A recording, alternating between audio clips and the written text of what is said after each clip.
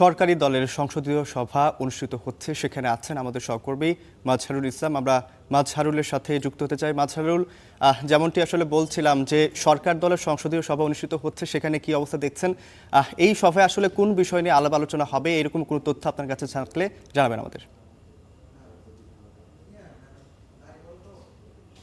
আপনাকে ধন্যবাদ। আপনি যেমনটা বলছিলেন যে প্রধানমন্ত্রী হিসেবে দায়িত্ব নেওয়ার পর জাতীয় সংসদের যে প্রথম অধিবেশন চলছে, এটি যদি এখন স্থগিত আছে, আগামীকাল থেকে যে আবারও প্রথম অধিবেশনের কার্যক্রম শুরু হবে, সেটি নিয়ে আলোচনা আজকে এই যে সরকার দলীয় সংসদের বৈঠক, সেটি যেমন আলোচনা হবে, একই সাথে এই আলোচনার আজকের যে আলোচনা সেখানে সবচেয়ে বেশি গুরুত্ব পাবা আমরা যেটা জানতে পেরেছি সেটি হচ্ছে যে প্রধানমন্ত্রী তারেক রহমানের নেতৃত্বে যে বৈঠকটি হচ্ছে সেখানে মূলত 133টি যে অধ্যাদেশ আছে, এই অধ্যাদেশে এই 133টি অধ্যাদেশের মধ্যে 113টিতে মূলত সরকার দল এবং বিরোধী দল সবাই ঐক্যমত্য পোষণ করেছে।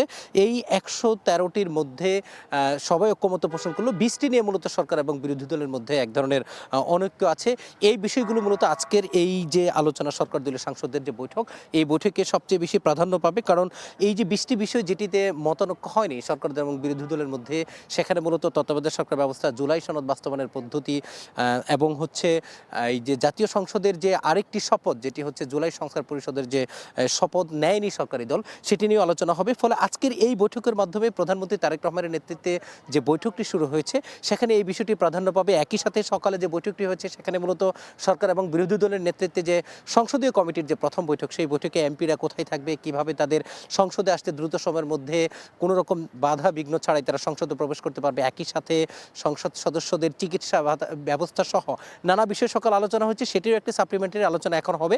কিন্তু আমাদের কাছে যে তথ্য আছে, সবচেয়ে বেশি আলোচনা যেটি পাবে, যেহেতু আগামীকাল থেকে আবারও সংসদের অধিবেশন শুরু হতে যাচ্ছে, যে বিষয়গুলো নিয়ে সরকার এবং বিরোধী দলের মধ্যে যে অধ্যাদেশগুলো নিয়ে যে দ্বিমত রয়েছে, এটি নিশ্চয়ই একটি বড় একটি দ্বিমত। কারণ জুলাই সনদ সংস্কার পরিষদের সদস্য হিসেবে এখনও যেহেতু বিএনপি শপথ নেয়নি, এটি নিয়ে আসলে সরকার দলের অবস্থান কি, আগামীকাল আসলে তারা যে বৃষ্টিতে ঐক্যমত হতে পারেনি সেগুলো আসলে সংসদে তুলবে কিনা, কারণ সেই বৃষ্টি যদি সংসদে তোলা হয় তাহলে সেটি আলোচনা হবে। আলোচনা হলে আমরা যেটি যতটুকু বুঝতে পারছি, সেটি যদি আলোচনার মাধ্যমে দেওয়া হয়, তাহলে যেহেতু সংসদে সরকার দলের একক সংখ্যাগরিষ্ঠতা রয়েছে, আলোচনার মাধ্যমে সেটি তারা কণ্ঠ ভোটে পাশ করতে পারবেন। কিন্তু বিরোধীরা যেহেতু ইতিমধ্যেই তারা হুমকি দিয়ে রেখেছে যে যদি জুলাই সনদ বাস্তবায়ন প্রক্রিয়া এবং সংবিধান সংস্কার পরিষদের সদস্য হিসেবে শপথ না নেয় সরকারি দল, তারা সেক্ষেত্রে আন্দোলন করবে।